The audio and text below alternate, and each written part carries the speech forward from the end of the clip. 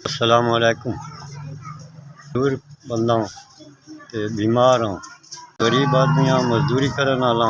मैं बीमार बंदा, किसी दी रेहड़ी ते खलो के उसका सौदा बेचना, वो 400 रुपये मैं दिहाड़ी देने।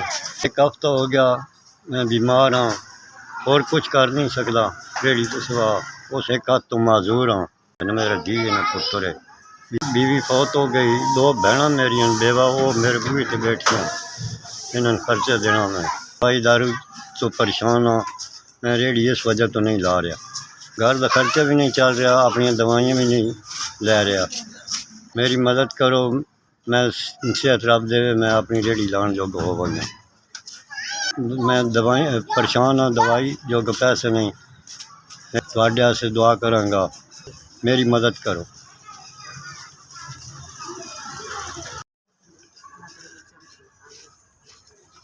5000 रुपया।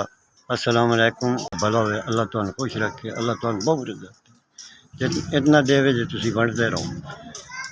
अल्लाह पाक हजा कराए, साढ़े कारोबार बरकत अता फरमाए, तुहाडे बच्चों की जिंदगी होवे, अल्लाह तुहानू सलामत रखे, खुश रहो, आबाद रहो।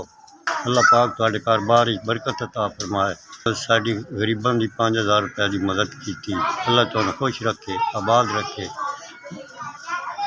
दुनिया तरक्कियां देवे। तुसी इतना